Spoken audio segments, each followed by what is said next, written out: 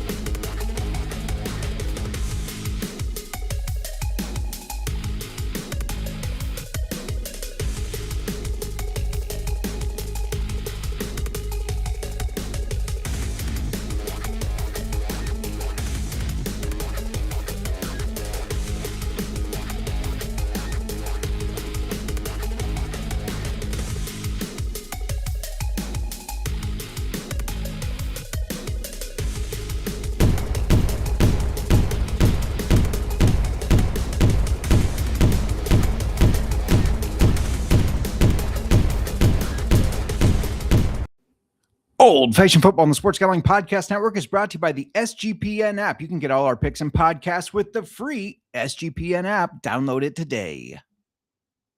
Hey, what's up? This is Sam Acho, and you're listening to Old Fashioned Football.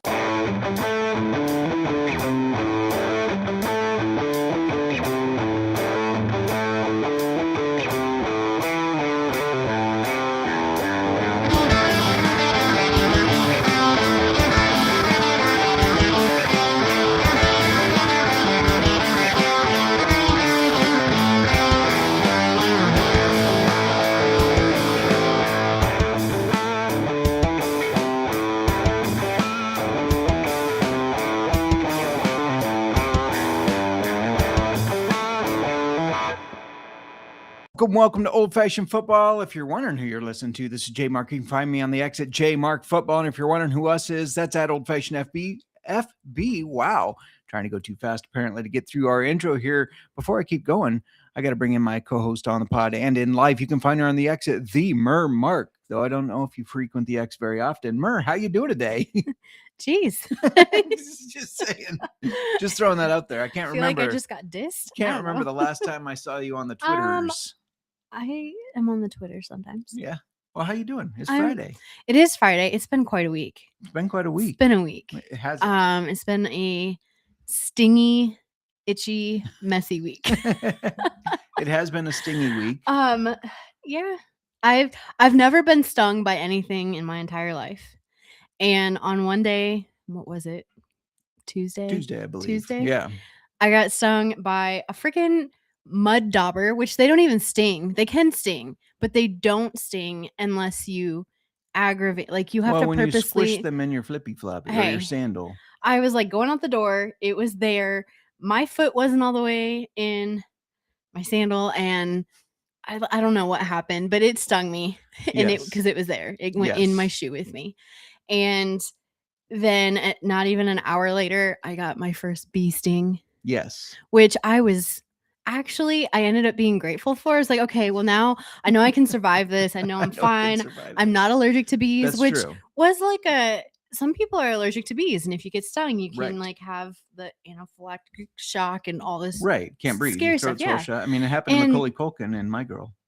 So spoiler alert. Sorry. Anyway, we're fine. That day, like I got stung on my thumb. I don't even know how it happened. I must have not. You have to pay attention. Yeah. The bees don't want to sting you. We have gentle bees, but I must have just not been doing something right. And it stung me right by my nail bed on my thumb. I can't even see where it stung me, but I learned you cannot pull out the stinger. You can't use tweezers. You shouldn't pinch it and pull it out because it will send more bee venom into the sting. And I just pinched it. Right. The little bee butt was still on it. And I just pinch it and pull it out because it was like a burning pain. I was like, I wanted it to end. And it did not make it end. Well, now my thumb is like swollen still. The interesting because of thing the bee venom. That's exactly how I pulled mine out. And I didn't have mine was right Maybe here. it wasn't like really in you. And, it was in there. Maybe there was just no venom. Yeah, I don't know, but maybe it was. I don't know. A younger but it's bee so. or something, Now I'm like on the itchy phase. Like everything Yeah. itches. My wasp or mud dauber sting itches. And last night, Aspen gets stung by an actual wasp, The dog and gets stung by that was wasp. a whole fiasco. They're dead now. I got them. Nobody stings my dog and lives through the night. Yep. Yeah, no, So I that's mean, just kind of been like the the only thing is Queen Xena, the warrior princess, her hive is feisty. They're a little feisty. Yeah. I am sticking to Cleopatra's hive now. Cleopatra is more chill. Right? Yes. Yeah. People want us to video these bees. They're like, oh, you should do videos. And this is exactly why we shouldn't, because we're new. We're just learning. We still have that like little kind of anxiety sometimes that you have to kind of temper. And if we were videoing on Tuesday, I would have gotten stung. I had to quickly like gently put the frame back in, and I'm like running away, like saying, ow, ow, like it hurts. I'm like, couldn't believe, like, because I've never been stung by a bee before. And then you later on are telling me, oh, one's coming at you because you thought you aggravated him. And I throw a mason jar across. You did. And it shatters everywhere. Like, it's just a mess. It's why we cannot, if anyone asks again, I'm going to say we're not bee professional enough to take videos of us taking care of our bees because we're still learning. Okay, and but we are such amateurs. Two things with that. It can be beekeeping with newbies, bees spelled B-E-E-S. We're noobs. We're a couple of noobs with our bees. And editing. Nobody asked us to go live with it. You edit, and so nobody would have known any of that happened. We're amateur. We're amateur beekeepers. We're not there yet. We're just not on that level. Hour? Yes. Anyways, let's tell everybody what we're doing today, because we're not just talking bees. No, we're in our division previews. We've covered the NFC and AFC South so far. Yeah. That would be ahead. There was the wasp fiasco yesterday. Derailed us. Yeah, we were going to have a show last night. We had to monitor the dog, make sure she was okay, because she's never been stung by a wasp either. And she got hurt. It was just a whole yelped. thing. It was sad. That's why they had to die. But today we are breaking down the AFC North division preview. Yeah. So what's that going to include? It's going to include off-season changes. You're going to bring on some best bets. Yeah. Thoughts on win totals. I'll throw in some fantasy football stuff. For sure. Let's get going. And we're going to talk a little whiskey. Oh, we can't forget the whiskey. What are we drinking today? We are still in the month of June. We are sticking to our Basil Hayden collection. So today it's the red wine cask finish. Yeah, I mentioned that on the CFL Gambling podcast. Colby said, did they send you those? Because I love Basil Hayden, but did they send you those? I said, no. They didn't. And then he said, those bastards. I said, it's Jim Beam. They might not be focused on the little guys. Let's not call them bastards. All right. Well, speaking of bastards, the college football experience with Colby Dant, that bastard, is starting their 138 team previews. That's right. All 138 teams. He does it like about an hour on all of them. It's incredible. Check out the college experience wherever you get your podcasts. Should we jump right into this? Yeah. I'm going to start us off with the Steelers. I have to start there because they won the division. They did. With their record of 10-7. And going into the offseason, they lost a few pieces of their offensive line. Losing offensive tackle Andrus Peat, guard Max Sharping, and guard Isaac. Bear with me here. Sayumalo. Sounds as good to me. And you just say it with confidence, and everybody else will be like, "Oh, maybe I say it wrong." Make them doubt. That's right. I doubt myself too much, so here we are. On the defensive side of the ball, they lost cornerback Trey Flowers, safeties Chuck Clark, and Kyle Duggar. Yeah. Then going into the free agency, we already talked about one addition last month where they brought back Aaron Rodgers, but they also got him a new weapon where they traded for receiver Michael Pittman. And then in the free agency, some other additions included running back Rico Dowdle and Rodgers' former Packers tight end Robert Tonyan. Yeah. It'll be interesting to see if they can get the OChem going again. It's possible. On the defensive line, they gave Cameron Hayward a new deal. They extended linebacker Nick Herbig, and they also brought in cornerback Jamal Dean. To replace the safeties they lost. They brought in former Chicago Bear Jaquan Brisker and then Darnell Savage. Overall, I don't feel like the Steelers lost too much here. What they did lose, it seems like they replaced with enough talent to survive the losses. I guess I'll give you my thoughts on this team, but Justin, want to cover who they drafted? Yeah, but let me comment on Jaquan Brisker real Gotta quick. comment on Jaquan. Yes, I like Jaquan Brisker as a Chicago Former Bear, but he yep. couldn't stay healthy. That was one of the problems. However, this is a guy that played at Penn State, so now going back into that state and playing for Pittsburgh, it just feels right. So good for him. I'm wishing him all the luck. Let's talk about their draft picks because they started in the first round. They got offensive tackle Max Ionacker out of Arizona State. They got wide receiver Jeremy Bernard in round 2. Round 3, they took quarterback Drew Aller out of Penn State. They took quarterback. I think I said corner. Quarterback. You just say corner. It's quarter. Quarterback. QB. Cornerback Dalen Everett and guard from our Iowa Hawkeyes, Jennings Dunker. That guy's got the coolest mullet. They didn't stop drafting Iowa players there. They got Caden Wetjen, who is phenomenal on special teams. They got they drafted a fullback, Riley Nowakowski, defensive end Gabriel Rubio, safety Robert Spears Jennings, and wide receiver / running back Eli Hedenreich out of Navy. So, I don't like saying pro compliment things about a Rodgers-led team, but I really liked their draft. I mean, part of it because they got 2 of our Iowa Hawkeyes. Yeah. I mean, they're both good players. But I like what they did with the offensive line with Ionacker and Dunker. That should really improve the offensive line, give Rodgers some time, get the run game going. And I think Wetjen, like I said, he's going to be great for field position. Field position's important. Punt returns, kick returns. Overall, I think this was a decent draft. Yeah, I agree with you there. I do think the biggest kind of question revolving around the Steelers is, can Aaron Rodgers still perform at a high enough level to win enough games for them? And can Mike McCarthy be any better than Mike Tomlin? I'm kind of feeling no to both. Yeah, do you think Rodgers still has it another year after he should have quit? I'll talk about that in my bets in a second here. But the Mike Tomlin to Mike McCarthy thing is interesting because I think Mike Tomlin is a superior coach to Mike McCarthy. So I know we touched on that when it first happened. So that's why we didn't dive into it too much now. Make sure you listen to our old episodes where we talked about it. But it was a confusing move.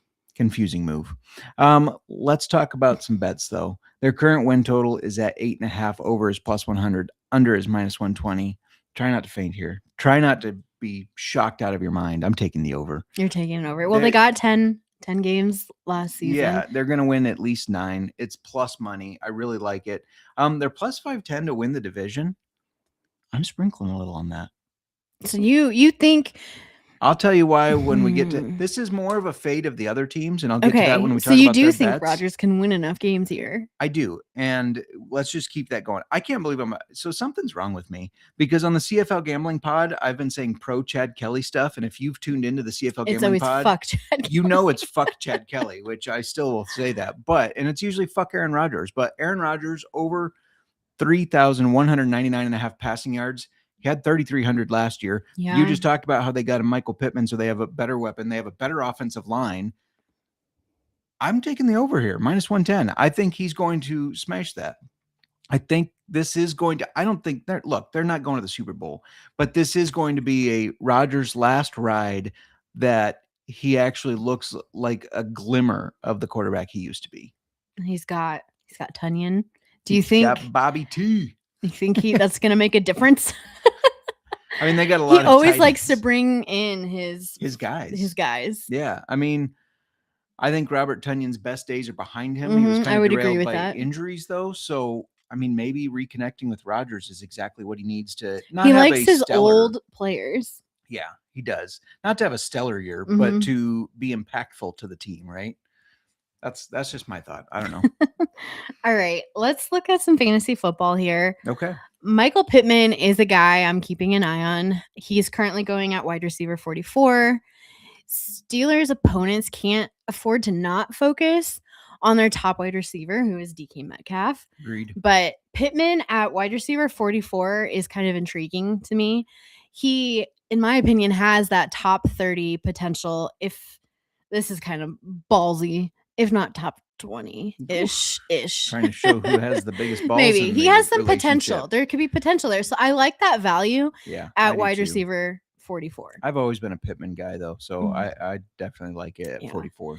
And then Rico Dowdle, he's going at RB 32. He had 2 RB1 finishes last year and 1 RB2. He ended up. Is that good? That sounds good. It sounds good, doesn't it? He ended up losing touches as, time went on throughout the season, but he could really fit into the Steelers offense and surprise people. So RB32 feels like it could be a steal. They still have Jaylen Warren, but I just don't buy into him leading a full backfield. Yeah, and I just remembered they have another Iowa kid that they drafted last year, the running back. I'm blanking on the name because I read him off after I drafted him in all my dynasty leagues. Yes. And then he did nothing. I know who you're talking about. But anyway, sorry, go on. Anyway, I also want to talk about Jeremy Bernard. Okay. I know, he's all the way down at wide receiver 80, but he's somebody in late rounds I'm staying away from. I don't think he's going to have a lot of impact. Rodgers tends to not like rookies. That's true. He just doesn't have the patience or anything nice to say about rookies. Right. He gets temperamental.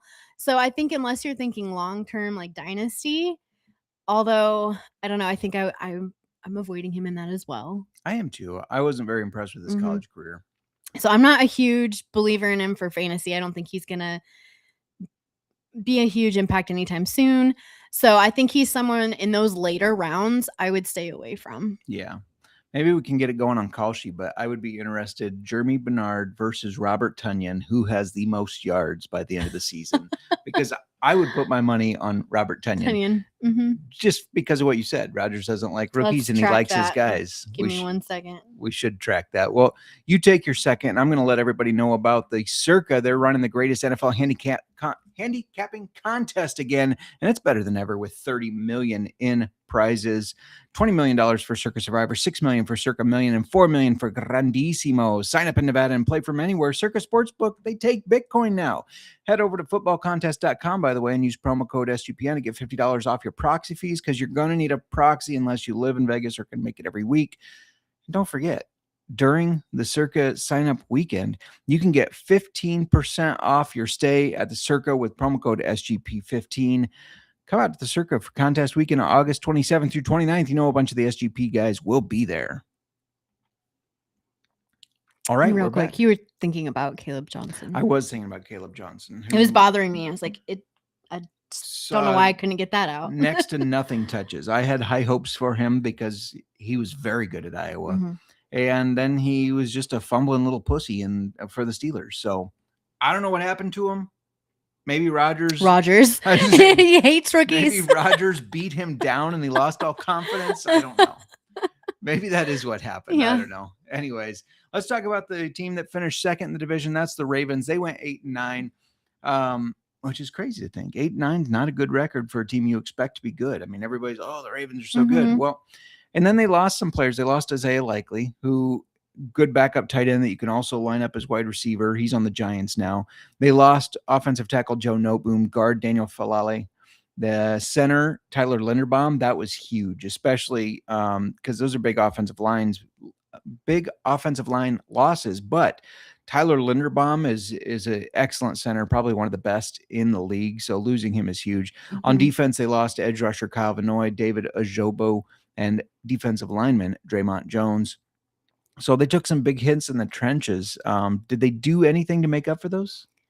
Well, after fake trading for Max Crosby. We're going to do the trade. Actually, never mind. Just kidding. They signed edge rusher Trey Hendrickson for a big deal. Yeah. They also brought in guard John Simpson. Those are really the two biggest moves they made. It was interesting because the Crosby trade kind of made it so they didn't have as much money. Yeah. But then with that falling through due to them rejecting it, right, then they spent a lot on Hendrickson. But he's also younger than Crosby, and it was cheaper for them. It was cheaper. Yeah. Interesting. And in the draft, they took guard Oliver Vega Ione. See how I just said it like that? Boom. Like that's how it's supposed to be said. I have no idea. Edge rushers and young wide receivers, Jacoby Lane and Elijah Surratt, tight end Matthew Hibner, cornerback Chandler Rivers, tight end Josh Cuevas. So 2 tight ends to try to make up for Isaiah Likely, running back Adam Crandall, and they got a punter as well. As far as the biggest, I guess, note for this team is the offensive line, like I said, took a huge hit with Tyler Linderbaum leaving. My biggest question is, can they replace protection for Lamar, who He's a runner anyway, so he tends to get hurt, right? Yeah. And still open up running lanes for Derrick Henry, who is an aging running back. He is. I'm going to talk about that. Okay, yeah. Well, and just going right from those question marks, let's go right into their betting. Current win total is at 11.5. Over is plus 115. Under is minus 140. I know it's juice, but I'm taking the under. This team is not winning 12 games. They're minus 115 to win to the division. I don't think they should be favored to win the division. I would not take them for less than plus money. I am fading the Ravens. I think they're going to struggle because of that offensive line. I'm also going to take Lamar Jackson under 3,249.5 passing yards at minus 110. He's gone over this just twice in his career, only 2 times. And with as much running as he does, he gets banged up. They have a worse offensive line. I'm going under. I'm fading this team this year. Sorry, Ravens fans. Sorry. You're fading. I'm fading them. They'll be as mad at me as the Texans fans have been on the socials. Real quick, with that, somebody with my Texans not going to do is great. They said, shitty take. And I replied to them. I said, fair enough. Well, I guess time will tell. How many games do you think they'll win? And they responded, you're probably pretty close there. Is it a shitty take or am I pretty close? Which is it? Because it cannot be both. Yeah. People react so quick these days. They react. They don't think before. Like, so you politely like, okay, well, what do you think? Right. Yeah. No, I agree with you. Yeah. No, actually, you're pretty close. Okay. Can't be both. One or the other. Makes me laugh. Yeah. Okay. Me too. Fantasy. Let's talk some fantasy here. Let's talk some fantasies. I'm looking at Jacoby Lane, Elijah Surratt, who are the 2 rookies here. They're going as wide receiver 94 and wide receiver 97. One of them, very cheap. Very cheap. Yeah. Very late rounds here. One of them will become the wide receiver 2 on this team and push Rashad Bateman to the bench. Agreed.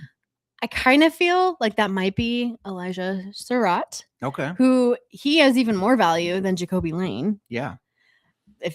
By 3 positions, but still, but that's just something I would keep an eye on because just thinking about it, one of the 2 of them, somebody's got to take that wide receiver 2 position on this offense. Yeah.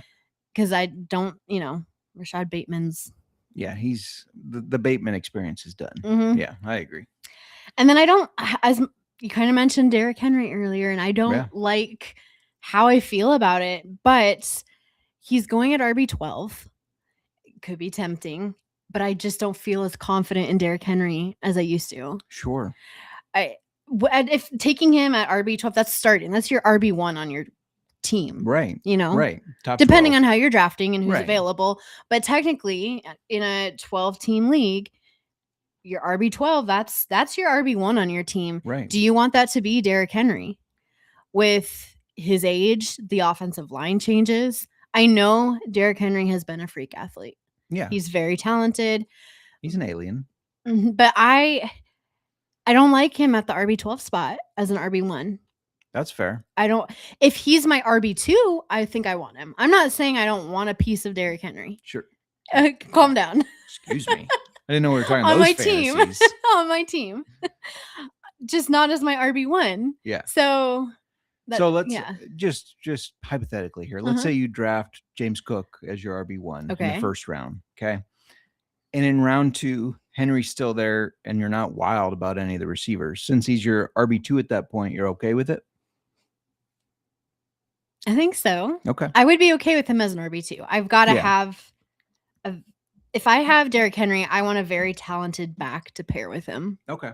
Fair enough. Maybe he becomes more of a touchdown dependent running back or something like that. Okay. Another player I know I have had a lot to say about them on fantasy apparently, but Zay Flowers, he's going as wide receiver 16. What?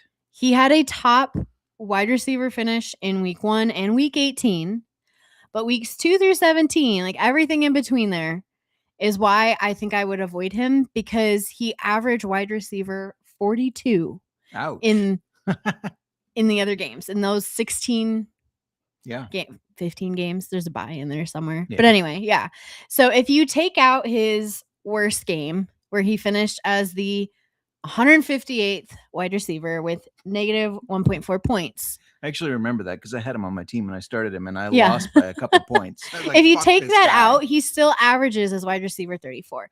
I think wide receiver 16 is a no-go for him. Like I would not want him at that spot. Yeah, no, I hear you There there. is other talent.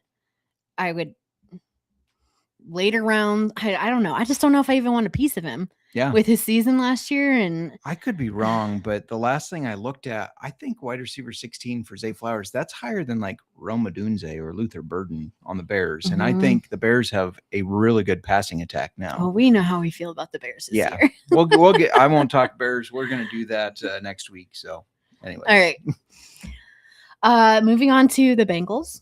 The Bengals. They finished third in the division last year with a record of 6-11. And in the offseason, are you okay there? Yeah, sorry. They lost guard Lucas Patrick, guard Cordell Volson, edges Trey Hendrickson and Joseph Osai, edge Cameron Sample, cornerback Cam Taylor Britt. Again, this is another team that took a hit in the trenches. Yeah.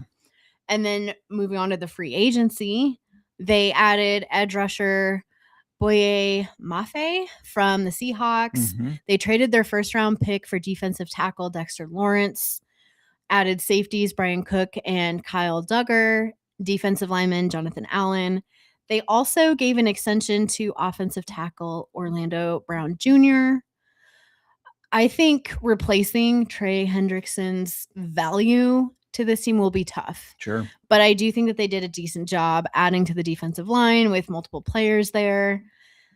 I think it's the offensive line here that has me a little concerned with the Bengals. I agree with you there, and let's just jump right into the draft because you think, well, they lost offensive line help and they struggled on the offensive line last year. Surely they added some players. Well, they had no first rounder because of the Dexter Lawrence trade you just mentioned.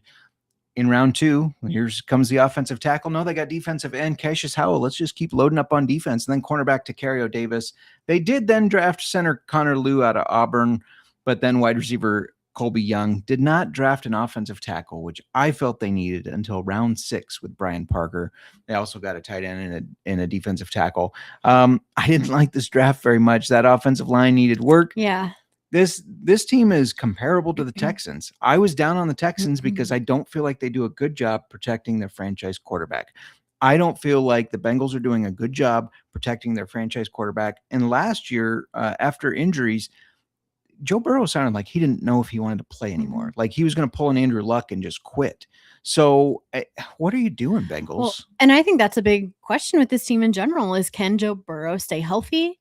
He's starting to show quite an injury history. Yeah. And even when healthy, this is an up and down team. They're dealing with less offensive line cohesion to start the season. I don't know how I feel about this team. Like I feel like they're not set up to succeed this season. I agree. So with them and the Ravens now, you both know, for both of them, that I have said now that I'm kind of fading them. This is why I think Steelers at plus 510 to win the division is a really good price. You're talking me into it more. Yeah. Well, let's talk about the bets for the Bengals. They're at 10.5 wins, overs plus 115, under minus 140. This is another I would take the under. I don't think they're winning 11 games. They're plus 194 to win the division. That's the second best odds behind the Ravens. I don't think they're going to do it. I think the Steelers will take this division. In fact, I think they're going to steal it. See what I did there? Yes. For some other bets here, I noted down that T. Higgins is over under receiving touchdowns is 8.5. Over is plus 105. He's had double-digit touchdowns in the past 2 seasons, so I think he gets there again. Take the over. Plus money. Let's do it. Okay. Plus money. Yeah. That's all I got for bets. Okay. I've got some fantasy football stuff. Okay. For this team. And I'm going to bring up Andre Iosivas. Did I say that right, Justin? Well, I say Iosivas. Iosivas. Which sounds a little Japanese. Iosivas. Iosivas. Okay. Oh my God. Calm down.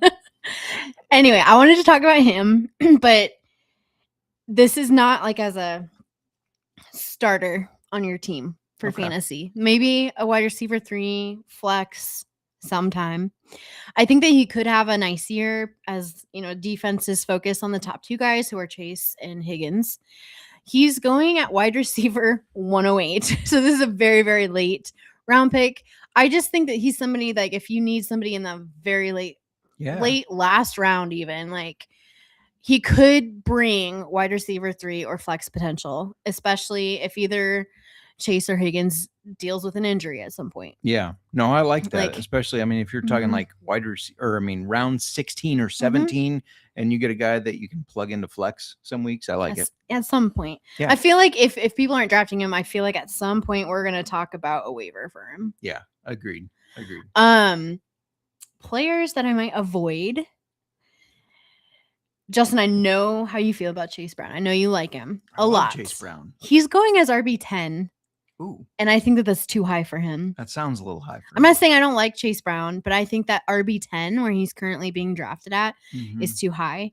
I get it that he had 5 top 10 finishes in 2025, but their use of him has been so inconsistent in the past that I don't trust them to feed him if Joe Burrow were to stay healthy, and that's an if. I agree. I mean, if as a fantasy manager of Chase Brown in a lot of different leagues, he was very frustrating. So I talked about Derrick Henry. I wouldn't want him as my RB1. Do you want Chase Brown as your RB1? No. RB2? Great. Exactly. Yeah. That's how I feel about him. And he's going as an RB1 off the board. Right. And I don't know if I agree with that. Yeah. No, I hear you. And then speaking of just too high of a position, Joe Burrow is going at QB3. Woo. With that injury history? Well, and that's my thing. Maybe if he's healthy, maybe it's worth it. He's an extremely talented quarterback. Yeah. But his injury history doesn't make it worth it for me. When I see you see players who start to become injury prone. Yeah. And maybe they have a full season in there where in their injury history, they might have in the middle of it, a full season where they don't get injured. But that's a risk. Like you have to, at this point, I think you're taking a gamble on him staying healthy a full season. And when you have that kind of a history and they're injury prone, I just stay away from him. I just don't even consider that he's on the board for me. Like I don't want to deal with that headache if he gets injured. I get it. And I agree with you there. Especially like, I guess even in a super flex or it doesn't matter what type of league. Right. If you're taking him around QB3, he's your guy. Yeah. I'm not drafting Joe Burrow at all. If I'm being honest. I gotta let you know something. This is gonna derail us a little bit. Okay. If you're watching on YouTube, we have the chat right like here, right? So we look here, see our pretty faces and our chat. Over here, you have a computer where you ignore the Instagram crowd, right? Yeah. Sorry, people. Over here, I have a computer, my computer, which is hooked up to this screen, but with some notes on it, right? Yeah. But I have the notes small on the screen here, and there's this fucking deer as the background that I has just been eyeing me all podcast. I noticed it too. Why is that your background? It's a random just background thing through Google or whatever. He's I don't know. Smiling. But yeah, he's smiling and eyeballing me, and I don't like it. We got one more team to talk. Switch that up. We should. We got one more team to talk about, but before we do, because I know everybody's excited to hear about the Browns, but let's talk about Rhythm, because Rhythm is your official data tool for dominating MLB, WNBA, golf, and World Cup. Let Rhythm's models help you cash in or build your own to dominate the books. Get your 7-day free trial to tail their models or build your own. And if you're looking to go premium, use promo code SGPN25 when you download the Rhythm app for 25% off your first month. Download Rhythm and use promo code SGPN25. Okay. Speaking of the Instagram crowd that I'm ignoring, give a quick shout out to Josiah on What's up, Insta. Josiah? I always feel bad because I neglect our people tuning in from Insta. Yeah. I'm in charge of of making sure we're live on Insta, all of that stuff, but I ignore you. Well, let's be real. I mean, that means people should just hop into YouTube. We see your chat. I'm okay with any platform. Any platform you come across is great. But YouTube's is better. I can't track the views on Instagram, folks, and the industry likes the views. Okay, fine. I'll be less go with the flow of however people want to live their lives and tell you need to view us on YouTube. That's right. Listen in on YouTube. And while you're doing it, subscribe, share it with a friend, tell them to subscribe, give us a 5-star review on Apple or Spotify. And that's you the hear that, only Josiah? thing. I'm welcoming you to our show, acknowledging the Insta presence, and I'm also you're getting a lecture at the same time. So thanks for tuning in. That's right. Let's talk about the Browns, because I know there are a couple Browns fans out there. Shout out to Jamie, who's a Browns fan. Shout out to Avi, who's a Browns fan. Life is rough. Life is rough for you guys, and I apologize. Last year's record, they were 5-12, last in the division. Biggest offseason moves. I mean, they basically lost their entire offensive line. Offensive tackle Jack Conklin, Cornelius Lucas, and Cam Robinson. Guards Joel Batonio and Wyatt Teller, and center Ethan Posick. So literally, pretty much the entire offensive line gone. The other offensive player that they lost that's been there a while was tight end David Njoku. I didn't think he was that great. I mean, I thought he was good from time to time, but he was not a consistent tight end. On defense, the biggest story here is they traded Myles Garrett to the Rams. I know they got edge rusher Jared Verse in return, who is a promising young edge rusher, but Myles Garrett had 23.5 sacks, or 23 sacks, I think it was, 23 or 23.5 sacks last year. That's a lot of production to make up for. They also lost edge rusher Cameron Thomas, defensive lineman, Shelby Harris, linebacker Devin Bush, go Bears, and cornerback Martin Emerson. That's a lot of turnover of big names. You know, it really is. But they did bring in some replacements, including offensive tackle Titus Howard. That was in a trade with the Texans. I mean, because the Texans are like, nah, we don't need any linemen. It's just CJ Stroud. Fuck it. Sorry. Guard Zion Johnson, offensive lineman Elkton Jenkins, and linebacker Quincy Williams. So some help on the offensive line there. Yeah. Some of these guys, but not a lot of defensive replacement. No. And they didn't give a lot of defensive replacement in the draft. So I'm going to right into that. They got offensive tackle Spencer Fano, so out of Utah. So they did get another tackle. 2 wide receivers in a row, Casey Concepcion and Denzel Boston. I think Denzel Boston's a way better pick than Concepcion. I think he's a bust. Safety Emmanuel McNeil Warren out of Toledo, offensive tackle Austin Barber, center Parker Brailsford, linebacker Justin Jefferson, not the wide receiver Justin Jefferson. Don't get confused. Different there, folks. JJ. Tight end Joe Royer. They hysterically drafted another quarterback because they don't have enough, apparently. Taylon Green. Just make it as confusing as possible. Absolutely. And another tight end, Carson Ryan. The draft was okay. That's kind of just what I think about it. It was okay. I like the Spencer Fano pick. I like Denzel Boston. I think Emmanuel McNeil Warren at safety is good. Beyond that, I don't know. So, biggest storyline. I mean, they have a bunch of quarterbacks.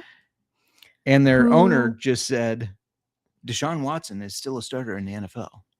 Yeah, so is he starting? Is he starting? Is this Shadour's team? Shadur Sanders? Will Shadur Sanders be okay going back to a backup? Can this offensive line gain cohesion? I mean, it's a mess of the team. Also, again, Myles Garrett, 23 sacks last year. Their defense took a huge hit. I don't care how promising Jared Verse is. He's not Myles Garrett. He's not. Their win total is 5.5. I'm just riding with the under. It's plus 120. I don't expect the Browns to win 6 games. I don't even know if they'll win 3 games. They're plus 2,100, so 21-1 to win the division. We're not touching that. I had to get really creative when I was looking for other bets. I like to throw another bet, something additional on every team. Browns under 1.5 division wins. So I don't think that they're going to beat the Steelers, Ravens, Bengals. They play them 6 times. I don't think they're going to win over 2 of those. So I don't even know if they're going to beat anybody in their division, to be honest. If they do, it's just once. Under 1.5 division wins is plus 115. That seems like a good price for a team that I'm all in on fading. All right.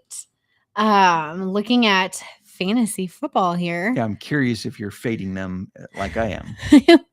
Can I be honest here? Yeah. There's really only one player I'm considering on the Browns. Who?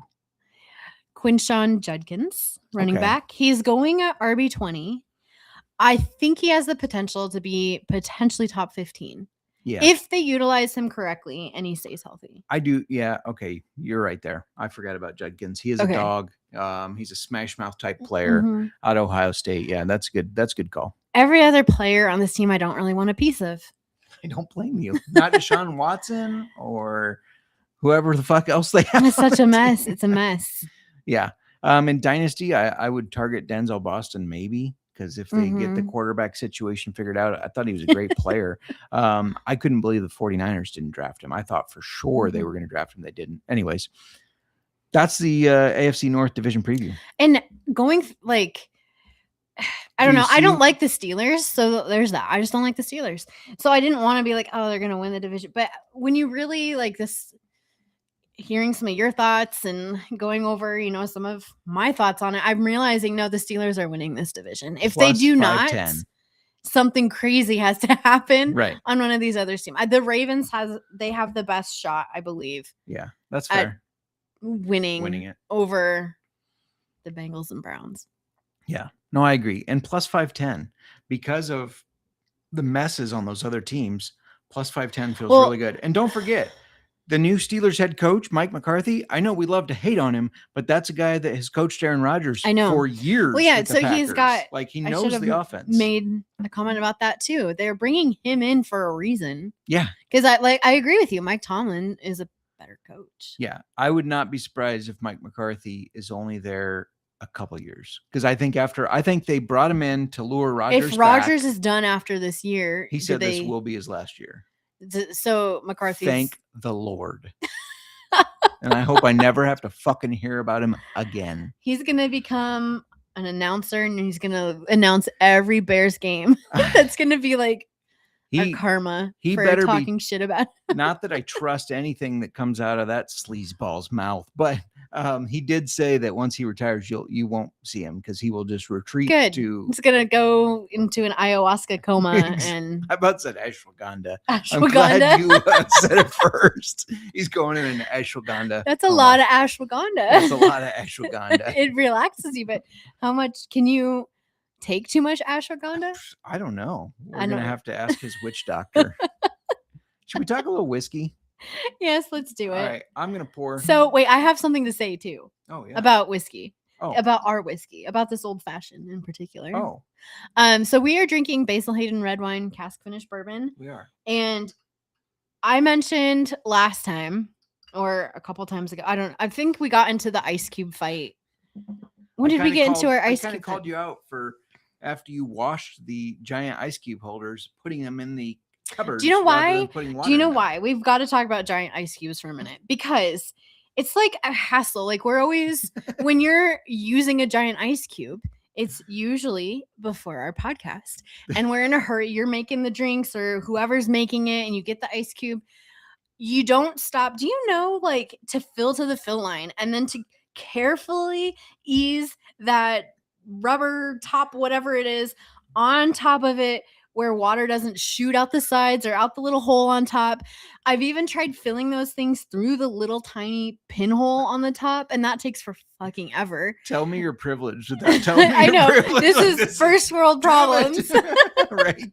So that's why, or you'll just, like, you even do it. You are the one who left them on the counter for 2 days. You didn't refill right away because you were busy, and they stay on the counter. And that's why I had to wash them, because they've been exposed to dust and stuff. And this deer is looking at you now like, oh, you're full of shit. Anyways. So anyway, I brought up using our whiskey stones that we have that we've never used. I love our whiskey stones so much, because they're from shout out Ireland. Mom and Dad. Yeah, shout out Mom and Dad. These are Ireland ones. They're green marble that from Ireland only. Yeah. You did not want to. Sorry, I have like old fashioned all over my fingers now. You didn't want to use whiskey stones because you're afraid of them hitting your teeth. Yes. Did you see when I was drinking this that I kept my finger? Yeah, but why? You don't need to. I think I found the problem. Like, if you're throwing back a drink, it's gonna hit you in the face. The way you should drink an old fashioned is to sip, and that is a gentle, slow tip of the wrist. Okay. And two things. I don't like to leave any mine behind. Didn't move at all. Okay, so I drink mine faster than yours, and I don't like to leave anything behind, so I had to hold it when I was draining this. Yeah, that's fine. Second thing, one of us here has a chipped tooth and does not want it to be any chippeder. Okay. That would be me. Not my problem. But Anyways. I think that we are always going to use whiskey stones because nothing watered this down and I could taste everything. The character stood out from the whiskey, and I'm going to agree with you there. I think we have done ourselves or other whiskeys we reviewed in old fashions a little bit of injustice, because sometimes when I'm giving my feedback on it, it's already the ice is melted if we didn't have a big cube because somebody didn't fill it. And fair enough. Let's talk this about is so good. Yes, let's talk about the whiskey before Okay. I keep getting in trouble. So over here. Basil Hayden's red wine cask finished bourbon. It's a blend of the classic Basil Hayden. I said You Basil. did that last year too. Or I mean last week. Maybe last year too. I don't remember last year. Basil Hayden. Their regular bourbon, it has a high rye mash bill. And then they also took some bourbon partially aged in California red wine casks. And it creates this like layered and complex whiskey. Anytime you have bourbon or rye or whiskey that's finished in another cask of something, it adds like just different layers to the whiskey. And we do like our red wine, so this was sometimes. What do you mean? You like a good you like red wine. You are partial to red wine over white. If I'm gonna drink wine, I will want a dry wine. red. Yeah So I agreed with that. I don't often reach for wine when I am gonna drink. I would never go to a restaurant and order wine. Ever have though in the past, but I would never. You can't say never. You have. I would never again in my life. Never again in your life. No, I would always order whiskey. I'm a whiskey guy. I know. So okay, that's all. That's all. But the wine has its place. But yes, if we are going to a winery with friends like we had recently, it'll be red wine for me and red wine only. I don't care for the other stuff. I don't care for the sweet stuff anymore. That used to be my jam, but not anymore. Yeah, when we were like 22 and didn't know what good wine was. I'm old now. I can't do and the didn't sweet have stuff. a refined palate. Anyway, some of the people there preferred sweet, so don't insult their palate. I don't think it's refined yet. They haven't refined it. I'm sending this to them. Take your unrefined palate, shove it up your ass. If you're drinking sweet wine, you don't have the deep appreciation for wine yet. You're offending a lot of wine drinkers. Probably. I'm okay with that. Whiskey. I think that, well, really though, like as I grew up and became a real adult, because when you're in your 20s, you don't know shit still. You think that's true. You know what I mean? You think, oh yeah, but no, like I was not comfortable with myself and just more like knowing what I like and what I don't until I was 30. Yeah, that's fair. Okay. That's fair. All right. Anyways, our last continue? Yeah, so this is Basil Hayden June. In our last 2 episodes, we did we tried and we reviewed Basil Hayden's bourbon and then their Subtle Smoke, which you can still find, but they are not currently making.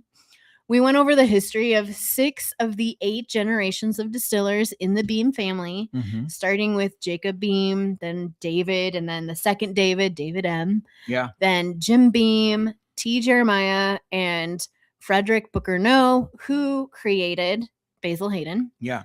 That leaves us picking up with their 7th and 8th generation distillers. Okay. So as I mentioned, sorry, I think who's the 7th? Who's the one now? I guess.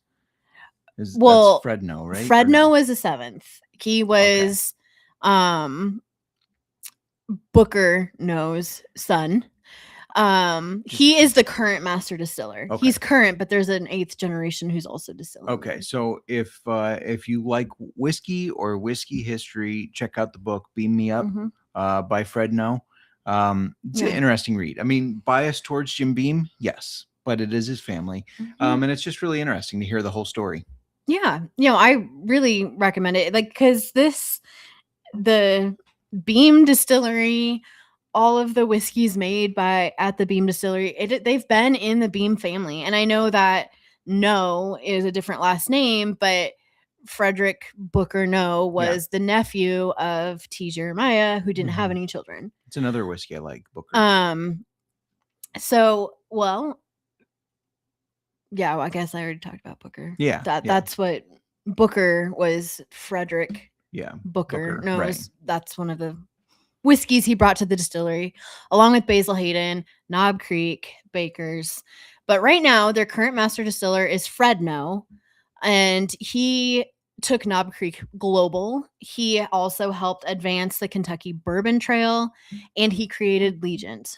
Oh, I forgot that. Mm-hmm. With a Japanese whiskey distillery. Yep. Yep. So that has it's a little bit different style. It's good. I really Legent liked was good. Legent. I think we have like this much. Yes, if any, and left. when Legent, that was a Costco buy. Yeah, we got Legent at Costco, and back when we found Legent at Costco was like rocking the whiskeys. Oh, and it has been a long time since Costco has brought multiple Costco. I do see some social media people where they have great finds. Well, the at Des Costco, Moines but Costco ours, is failing us. Yeah, I agree. In the whiskey department. Yeah. Like I don't even stop by there anymore if I go run in for stuff. I used to you got to see what new whiskey they got in and what deals. Nope. And when I'm with you, I'm like, oh, I want to look at the whiskey aisle, and I just disappointedly walk down it and back. I'm like, well, sometimes it's not whiskey all the way down either. No. It turns into like margarita mix and stuff. Yeah. Used to be. Yeah. Anyways. Okay. So his son, Freddie No, is also making whiskey, and Frederick Booker, I'm just going to call him Booker. Booker gave his grandson the nickname Little Book, which became the namesake of his first project. So Freddie No created Little Book, and you can get Little Book. I've seen it. I guess I haven't seen it or heard of it. Mm-hmm. Interesting. Yeah. Okay. So that is the 8 generations of the Beam family. I like it. Let's do a little scoring. First of all, the bottle. I assume that we're keeping the same scoring for the bottle as the others, which was a 3.3 for me, a 3.7 for you. I like the bottle. Banding. And the labels, they do a little something different with each one. This one looks like it's red wine stained. Right. I like it. Yeah, it's all right. I really like this old fashioned. I thought it was very good too, and I can't tell if it's because of the whiskey or you're right, it's not watered down. It's not watered. It's both. But yeah, I thought it was very good. It's very good. I would give it a 4. 4? Okay. Like if I wanted a unique tasting old fashioned with a little bit more character, I would grab this. I agree. I was kind of going around a 4 too. So let's do some nose notes. Not to be confused with nose beers. And let me know what you're getting, because I don't want to sway your opinion, but I think you really get falling. I'm so sorry for that. Okay. Here's what I get. My hat keeps falling. I'm having hat Are issues. you a drunk woman? No. You get a lot of wine on the nose, in my opinion. I don't want to sway you again, but you get a lot of wine, I feel like. You're not so sure. You're focused on the hat. No, the hat's done. Oh, the hat's the done. Sticker in the hat bothers me. I forgot when I wear this one. I need to just take it off. Why don't you? I don't know. It's like up there. Yeah. I see it. Half peeling off. I mean, what's the matter with you? And it's done. Anyways, what do you smell? What notes are you getting on the nose? Let's get back on track. I'm sorry. I don't know what's wrong with me. I totally just not sure either. Sidetracked and can't get it together. Yeah, we'll get it together. No, I agree with you. Red wine. Yeah. You can tell we've had a lot of wine finished whiskeys, and you can just tell that this is a wine finish. It's very wine forward, in my opinion. Which I think it can help an old fashioned. I mean, we don't like our old fashioned super sweet, and this doesn't smell like a sweet it's like wine. An oaky red wine. Yeah, and a little bit of dryness. Well, dry and sweet together. Yeah, I'm getting a little bit of. It smells. The wafting of the wine off of the whiskey is like you can tell it's like a dry wine, but there's like a subtle hint of like caramel in there. You wine wafter. Like smell, and then your second smell is oak with a little caramel. When I get a deep smell, caramely oak. I agree. Yeah. Like Do you have a certain nostril you smell your whiskey with? My left one. Oh, see, mine's my right. I can smell better out of it, I feel like. Anyways, what are you giving it on the nose? Because I've already scored it, but I don't want you to know my score. I like it. 3.8. You bastard. Is that what you did? That's also what I had already written down. Yes. So that's just It's weird. good. I mean, I guess that means that it's a lock at 3.8 because we Mhm. both agree. It's a lock. Yeah. Let's talk about the taste on its own because we said that we like the smell. We liked it in the cocktail. Does it hold its own? So I'll let you taste it while and start picking up some notes, and then I'll taste while you talk a little bit. Don't tell too much of your notes, but you can give a little bit away if you want while I take a drink. Okay. Well, you're taking another drink. You're not giving a little away. So I seized drinking. You can't because it evolves until you get to 3 sips. I know you're a 3-sipper. I think if you just chew it right away, you know. Well, keep trying chew it. your whiskey. I haven't tried it at all yet because I've been trying to keep the conversation going. Somebody's got it. Well, I've had my 3rd sip and it's really good. I like it. I forgot how much I liked this one because it's been a while since we've had it. Yeah. And the wine is not too strong. No, it's not, but it is But very it's subtle. wine forward. Yeah, you get the wine taste. You can tell it's You can't aged say in subtle and then wine forward. Sorry. It's not subtle. Subtle wasn't what I meant. I meant it's there. Yeah, I was going to it's like say you it's not taste like it. hiding in the background. It's in the front. Right. It's not a Front subtle row. smoke. It's not subtle wine. It's just But wine. it's like a dry red. Yeah. Tastes like it has that like feel. Like it's not really, you know how thicker whiskeys like are kind of not syrupy, but syrupy. Yeah. This is not. This is not that. Thin, but the wine is like it gives you kind of that dry, not fully, but front of the mouth dry wine feel. Yeah, I really feel dry on the front, like up here, tip of the tongue, lips, everything. Yeah, dry. It's like you just drink a dry wine, but not all the way back. It's weird. It just stops in the front. Yeah, I gotta be honest. So you really like it. I do like it. Like I could sip this neat. Like this. I'm not getting enough whiskey character. I would agree with that. Yeah, and that's fine. That's just when I grab a whiskey, I want. So the if I whiskey have character. somebody who's really into their wine and they want to try a whiskey, this is what I would recommend. It's a wine drinker's whiskey because this is still on the docket at the distillery. Like they're still making this. Yeah. So it's a wine drinker's whiskey. This is a wine drinker's whiskey. Yeah. Because I got to try it again. Yeah, no, I would agree that. Now, if you're a whiskey drinker who's not huge into wine, does it taste good? Yeah. Does it drink easily and nicely? The whiskey's there though. It's just not. See, I'm just not getting it as much. But it's like a caramely bourbon on the back. It is a subtle caramel, and this is the subtle. It finishes. I think it's supposed to finish with the wine, but the wine hits you first, and then it finishes with the subtle caramely bourbon. It's also 80 proof. 80 proof. I didn't mention that. I meant to. You do know that for me personally, as somebody who really likes to enjoy a glass of whiskey, like on the weekend or whatever, tend to go a little bit higher proof than 80. Yeah, 80 is mellow for whiskey. Is. It's if it's 80 proof, you should be able to easily drink it. Now, props to Jim Beam and Basil Hayden for having an 80 proof whiskey that really stands out. That has so much character. Because a lot of them that are 80 proof, you lose it in the cocktail, right? Yeah. So props there. I'm giving it a 4. Okay, it's a 3 for me because it's 3 for me, dog. That's it's a 3 for me, dog. That's kind of how you because it's not bad, but I'm just not getting enough whiskey character out of the taste. That's all for me personally. So yeah, it's a 3 for me, dog. Okay.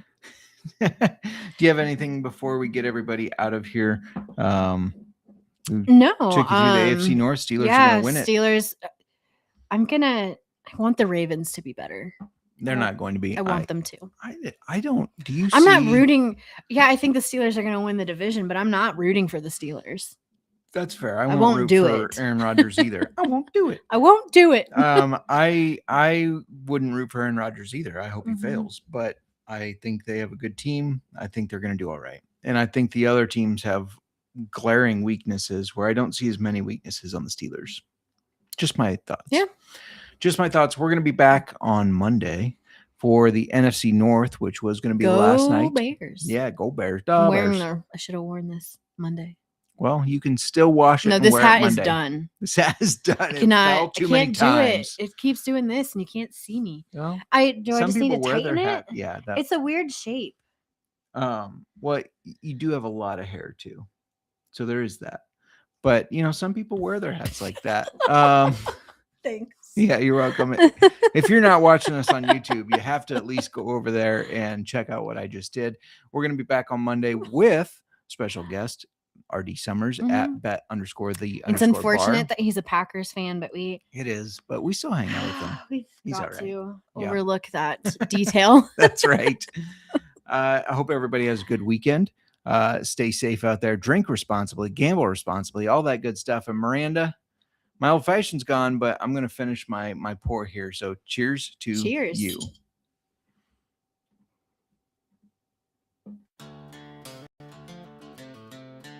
Old-fashioned football. Yeah. Whiskey in the left hand, microphone in the right. You ready for some football tonight? Pour it up, light it up, crank that sound. Old-fashioned football, we holding it down. JMark and Miranda, that power play combo. Talking NFL fire, whiskey in the bottle. Bring the ice, cause they dropping heat. Barrel strength bet, knock you off your seat. Yo, game time, baby. Grab your glass and your phone. Keeping up with stats, single barrel picks, taking over the zone. Props and parlays, blowing up like code. They decode the league like a whiskey mode. Old-fashioned football, that's the crew, that's the fam. JMark and Miranda, you know who I am. 200 episodes deep, grind so fine. Old-fashioned flavor, age like fine wine. Horrors and NFL drama. What? Turn it up, yeah. Hard news, BT, bring the fire. Come on, old-fashioned football. Never tired. Drums and NFL drama. What? Turn it up, yeah. Hard news, BT, bring the fire. Come on, old-fashioned football. Never tired. Casual, cool, no suit, no script. Me and Mark twisting that whiskey drip. Chats lit up, community tight. Followers riding through the Monday night. Week preview,